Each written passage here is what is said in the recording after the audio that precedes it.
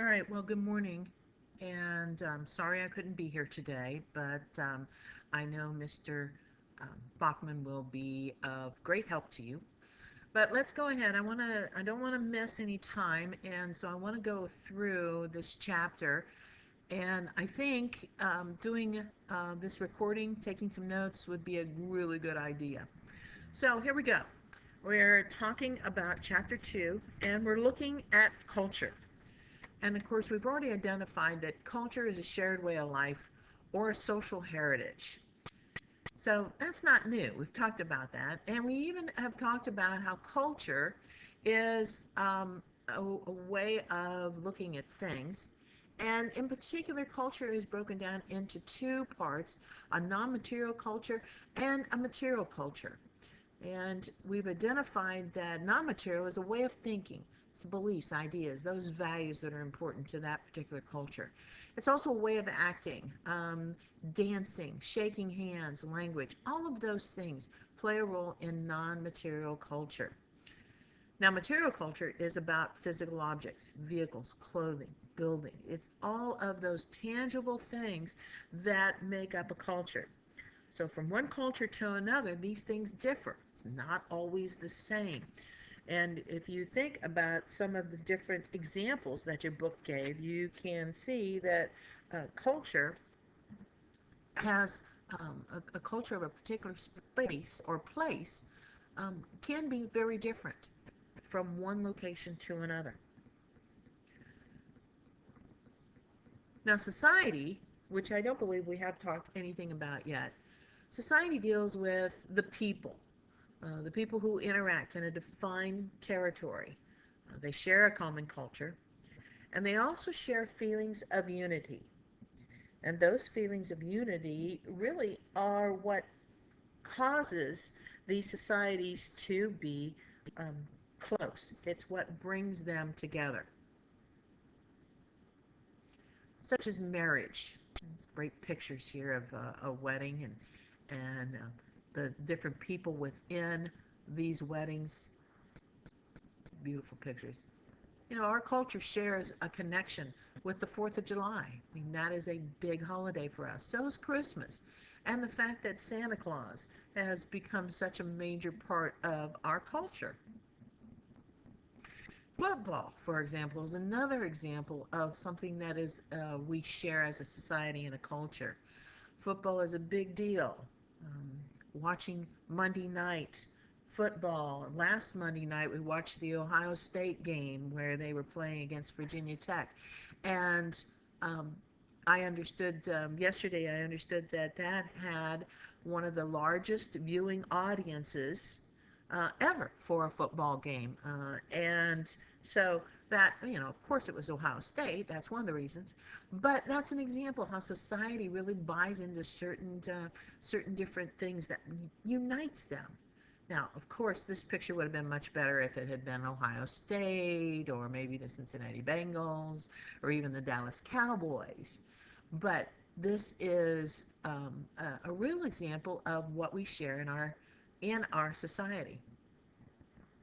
So the norms within a society then, these are the shared rules of conduct that tell people how to act certain ways and in certain situations. The expectation for behavior is based on our values and beliefs. So that's the expectation.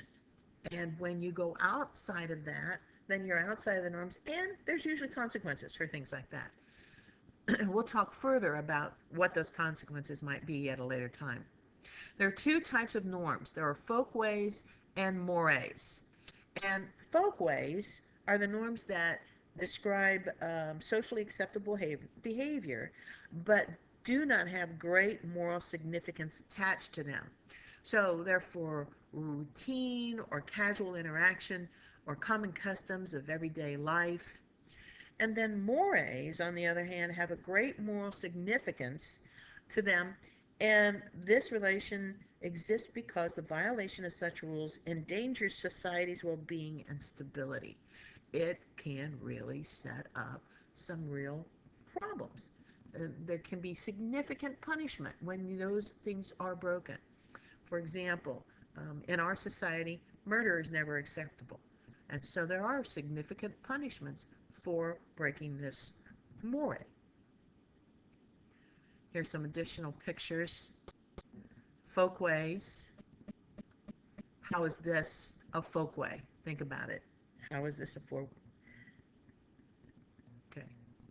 This is not maybe acceptable behavior, but it doesn't really have great significance. We don't know whether these two are fighting or playing, but more generally, fighting in this manner or even playing in this manner isn't generally overly acceptable. But it's not a big deal necessarily, unless, of course, it leads to violence. And then we're stepping into a moray, where in this case, they might end up, if this was a violent situation where somebody is hurt or somebody is being abused, then of course the next step might be that you have violated a moray, and then that would mean possibly jail time. Mores are often connected to laws, or let me turn that around. Laws are often connected to mores. They are created because the mores of our society have established that this is wrong or dangerous. So the consequence might be jail or even being ostracized from your group or from society in general. So values and beliefs then. Mrs. Ross, call the high school office, please. Mrs. Ross, call the high school office. So values and beliefs. Values are culturally defined standards people use to decide what is desirable. Values are often established through families. They come as a result of families, although it's not necessarily always that. You establish your values as you grow older, what is going to be acceptable for your way of life, although that's often influenced by families. Your beliefs are also often influenced by families, although not necessarily the beliefs that you will hold as you become an adult. But the beliefs are specific ideas that people hold to be true. Talk among yourselves for a few moments. What are beliefs and values that you share with your family? What are possible beliefs or values that you do not share with your family? Take a few moments.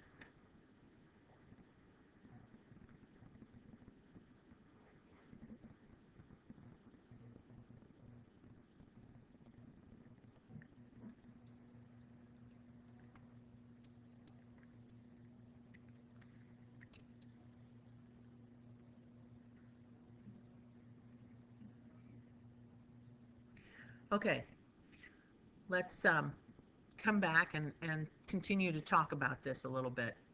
Hopefully you're listening by now. Let's continue on. So, as I said, I would imagine that you talked about some values and beliefs that were similar to your family's, and then at the same time you were able to identify some things that you might feel differently than maybe your family would. So that is to really make clear that values and beliefs are really those things that you yourself form over time. Now, there's usually influences, friends can in as well, laws can influence values and beliefs, but they are often formed, as I said, as you're growing up, and again over time. The levels of culture we're going to talk about now. Levels of culture are broken into culture traits, culture complex, and culture pattern. Let's look at culture traits first. This is the individual tool or act or belief. A cultural trait is usually the simplest level of culture. A culture trait is, it could be something as simple as using knives and forks and spoons when you're eating. Another trait is specific greeting when meeting people, um, like saying hi or howdy or hey. That is often, I often use hey when I am greeting somebody. A culture complex, on the other hand, is a cluster of interrelated cultural traits. Okay, and this is a next level. Um, and material, I'm sorry, a cultural complex is could be like a game of football. It is a cultural complex. A culture complex that involves a variety of traits. So that's kind of an example.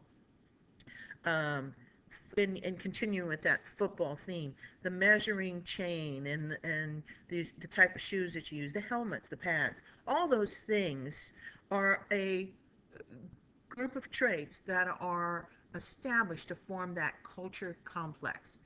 So, um, some beliefs some believe that even rules should be included in a culture complex. Um, so, it is basically taking such as something like you work in a business with a lot of different people, and within that business there are specific tools and acts and beliefs that make that business run. That's true for a school. There are specific individual tools like here at school, like the computer, or the different acts that are acceptable in the hallway or in the classroom, or the different beliefs that are acceptable within the hall or the classroom. Those all make up the culture of National Trail, the culture complex. Okay, then we can move on to the culture pattern, which is a combination of culture complexes into a interrelated whole. Okay.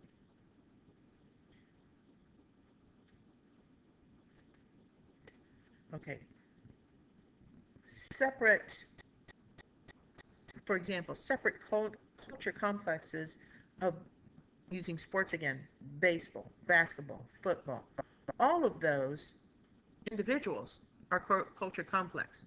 Pulled together, they're a pattern. They're a pattern of sports. Other patterns relate to such aspects of society as agriculture, education, family life, um, religion. And these are important patterns that form a society's culture. So, there is a organizer that I would like for you to do. So give me a moment here and I'll change.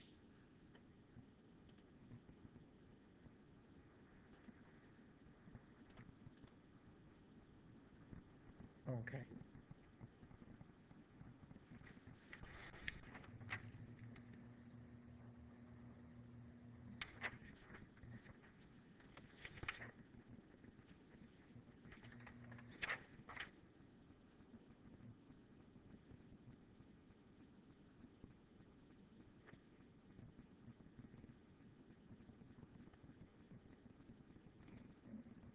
Will not let me record. All right. Actually, I have changed my mind. I am not going to have you do the graphic organizer. Um, we'll probably do that with me when I'm back at school. All right, so let's move forward and talk about culture variation. Now, culture universals are those things that we have in common. Those are the traits that every culture has. And according to a guy by the name of Murdoch, he did thousands or actually hundreds of different culture studies, and he came up with the fact that there are greater than 65 different cultural universities for every culture. In other words, we share over 65 different traits. That's pretty significant that in throughout the world now that we share some specific traits with other cultures. That doesn't mean that every culture has all 65 traits, but that there are these general 65 that most cultures do share. Take a look here at this picture. Um, Some of the universals that are shared are things like body adornment, which could be, as you can see, this lady right here, she has a mark on her forehead. Although we don't necessarily share that, what else? What other form of adornment, body adornment, that exists in especially in today, that so many more people are doing than maybe in the past. Hopefully you've thought of tattooing. Cooking, dancing, family feasting, forms of greeting, funeral ceremonies, gift giving, housing, language, medicine, music, myths, and folklore, religion, sports, tool making. All of these are examples of cultural universals. Now, within that, we're not talking that all of them do exactly the same thing. Families, depending on the culture, can look very different, but families still exist. It's not because they are they're not because they are exactly alike. One factor that gives rise to families is the need to care for young children. Well, that can look in different ways. I mean, not every family's raising of children looks exactly the same. However, the need to care for children is a cultural universal, and that is important. It's important because you want to make sure that your child um, is growing up within your culture, hopefully living a life that's acceptable within that culture. At the very minimum, they're at least learning about the culture.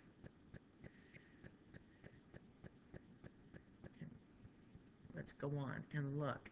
Okay, here is another example of different cultural universals. The fact that funerals are an important part of a culture, but they may look different according to whatever culture you happen to live in. This right here will look very different, that looks very, very different than necessarily the funeral that I happen to be attending today.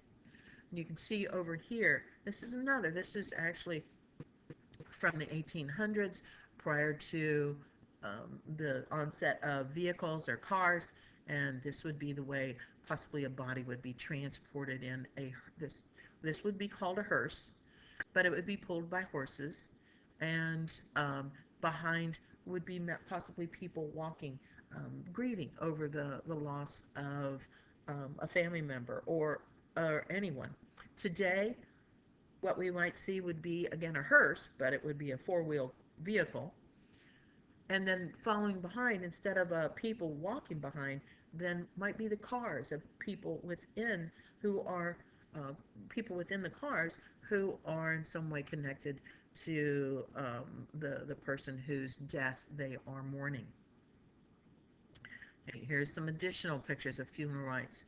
Here is where you can see the adornment of the person in a what appears to be a clear um, casket. I'm not sure that is a casket, but I don't know exactly. But look at, although we do flowers, but look at the difference in this, how much this is just overwhelmed by flowers. And then you see this guy over here who is wearing this mask, and this is part of a funeral celebration, looking to me probably to be from the Orient, possibly Myanmar or Thailand or Vietnam. I'm not sure. I don't really know the exact location. And yet we do share this issue of funeral. We all share that as part of our lives. Marriage. What's that look like here? What's that look like, let's say, in Thailand? What's that look like in India, in China, in Europe? All marriages, marriage is a cultural university. I'm sorry, it's a cultural universal, but it is not necessarily always looking exactly the same. Humor is another thing that's part of our society. There's humor in all um, cultures, and you can see here the one thing that is pretty universal is laughter, a smile, indicating humor, indicating happiness. So I particularly love this picture right here because you're looking at how many different generations of people who, and yet they're enjoying themselves, and laughter is so important. And if you'll notice my sign on the wall, it says, "He who laughs, lasts." Think about it.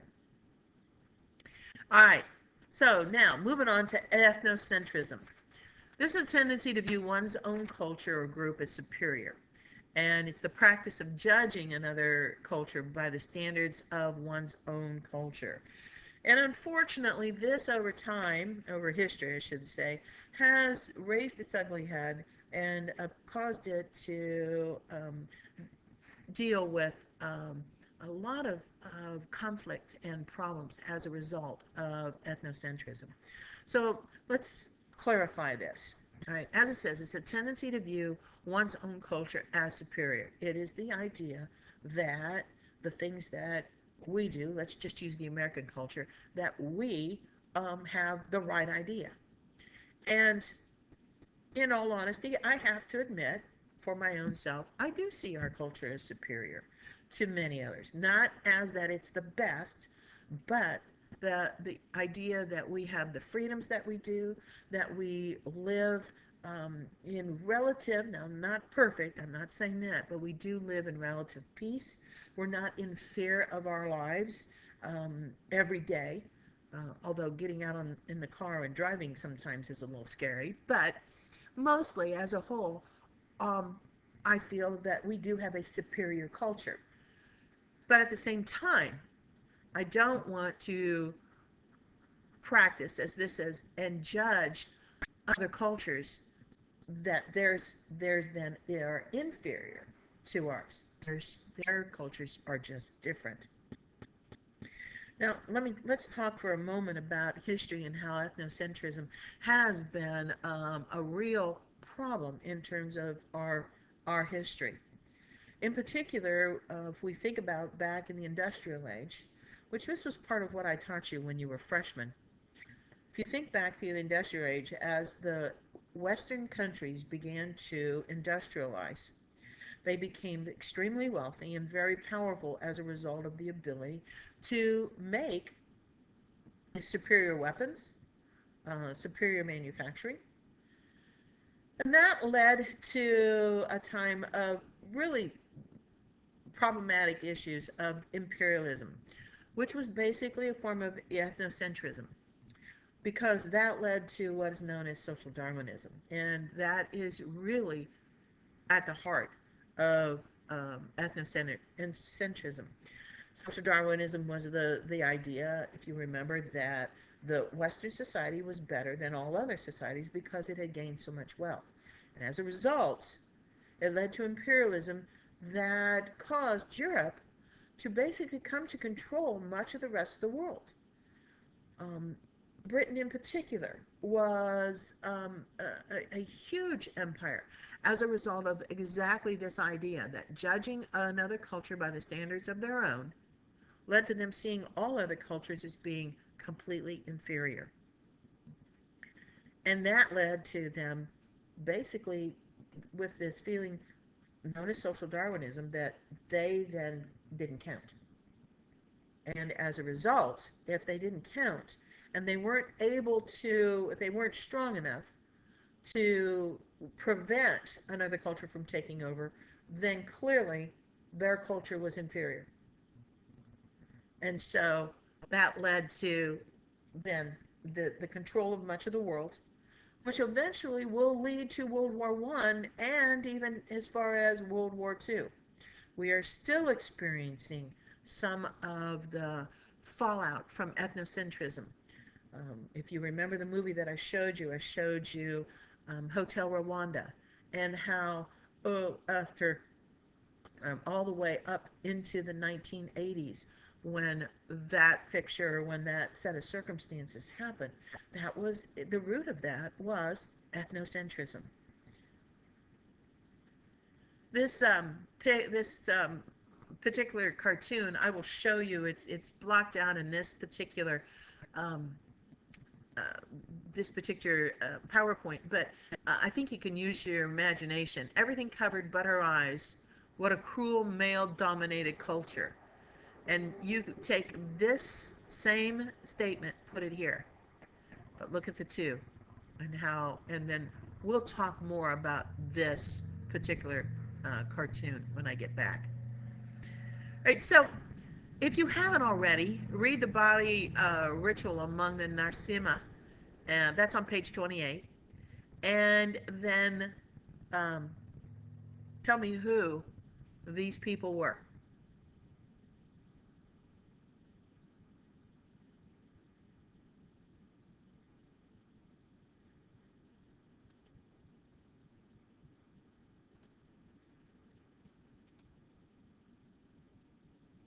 Okay, so moving on to cultural relativism.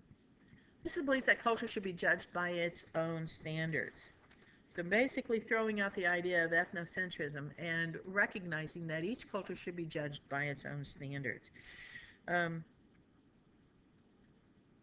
if you are only interested in looking at a culture in terms of without considering what that culture, where that culture has come from, how that culture has developed, but only looking at it from or by using your own standards, you often miss some of the really beautiful parts of a different culture.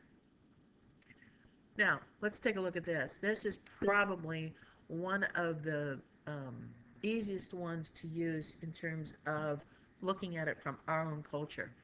Um, Personally, when I see this, I get a little uncomfortable because the thought of having to live my life as a woman draped in this, um, and even though the material looks pretty, but still to be completely, your eyes completely covered, um, that you would only be able to have this off in your own home. You would never be able to go outside of your home except dressed like this. The idea of that really is pretty awful to me. And yet many women in this culture do accept this. But we know from the different stories we've heard that there are also women who do not want this, but their culture gives them no choice. That's pretty hard for us to take. Yet, we have to remember, what is this about? Why does this why is this happening? What are the reasons behind it? And not get caught up. If we truly want to understand a culture, we should not get caught up in how we might feel about living under these circumstances. Here's some other examples of this. How would you like if you had to live with these gold rings around your neck? She does this willingly. She doesn't do this because she doesn't want to. She, in this case, willingly does this, and it's an attempt to stretch the neck. And that is attractive in this culture. We're seeing here the idea of allowing cattle to pretty much go wherever they want, and that's probably most likely in India, although that is not um, just India alone. There are other nations that do this. Looking at the American Indian, looking at, here's a family here. Obviously, what we have here is a man with multiple wives. This cartoon, Your Honor, my client pleads guilty by reason of cultural relativism. We'll talk more about what that means. It's a little tough when without being able to talk or see you face to face. But all of these are cultural relativism, is to look at these cultures and not see them just because or just in terms of our culture, but seeing what is beautiful, what is why things are the way they are there. There are reasonings for their culture to be designed the way they are. There's an additional cartoon with talking about tolerance. If you look closely at this cartoon, I think you'll get the idea. But I think what I plan to do is come back and spend some time talking with you about it. Okay. Now, variations within society. There are things known as subcultures and countercultures. Subcultures are those groups that have their own unique values, norms, behaviors that exist within a larger culture. Can you give me an example of a culture that exists within our culture? Think about it. Hopefully somebody has thought about maybe the Amish. That would be a subculture. Now think, are there any others? Think about it. Also, subcultures could be age, gender, ethnic, religious, political, geographic, social class, or whatever. There's so many different types. Subculture could be age, such as teens or tweens, or gender, male and female, or with all the new transgender issues that are arising. Ethnic, of course, is one that we see. Ethnic being could be anything from um, different people with different backgrounds, such as Italian, Chinese, or even religious, such as the different religions that exist within our culture, Muslim, Baha'i, um, Catholic, Protestant, Jewish, on and on. Political, Republican, Democrat. Geographic, north, south, east, west. Social class, upper, middle, lower. All of these are a subculture. Now, they don't necessarily have specific lines between them, and some people belong to more than one subculture. It's not limited to just one. Occupational subculture could be military, police, lawyers, physicians, teachers, um, religious leaders, etc. There are the occupations can and definitely do identify people specifically. Right? So, again, we'll talk more about that. You can look at some pictures here of different folks within, they're obviously watching a game of some sort. How many different cultures do you see, or subcultures, right here in this picture?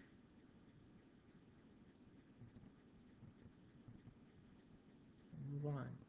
Counterculture. Counterculture is a subculture group that rejects values, norms, practices of the larger society and replaces them with a new set of cultural patterns. Can you think who might reject values and norms? Possibly gangs would be an example. Anarchists, organized crime families, the hippies movement of the 1960s are also examples of counterculture, but what's important here is they have replaced the values that exist within a culture for a new set of cultural patterns. See here a picture of something. Just a moment. Okay.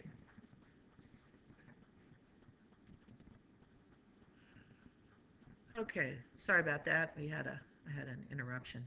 All right. So here we're looking at countercultures, and right here is an example of a 1960s VW van that has been turned into probably it's been turned into a beautiful artwork, but it was a form of counterculture. It was rejecting the culture of the 1960s at the time. All right, finally, the last thing I want to talk about is social location. Social location helps figure out who a person is and what place in society they might fit into. Social location is a combination of their race, gender, sexuality, and class. So hopefully you're getting the idea. We're not talking about a physical location. We're talking instead about where you exist within your society. It's also a key element in understanding who a person is. When I asked you to do your me picture, which you can see here, is the author did this. You should begin to see where your place is in society. What is it? How are you defined? Who are you? Are you a member of a subculture? Are you, which you are? Everybody is a member of a subculture. Um, where are you in the scheme of things?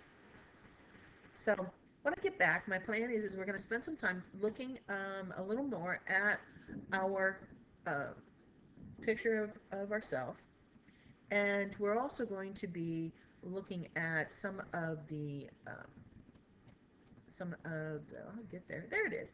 Some of the different pictures that you saw within this video. Hopefully it was helpful. It is always a challenge to try to do this without a class to talk to. But if I hope you'll have some questions, and then we'll answer those and maybe work together once I get back. All right. Well, you guys have a good day, and I'll talk to you as soon as I get back.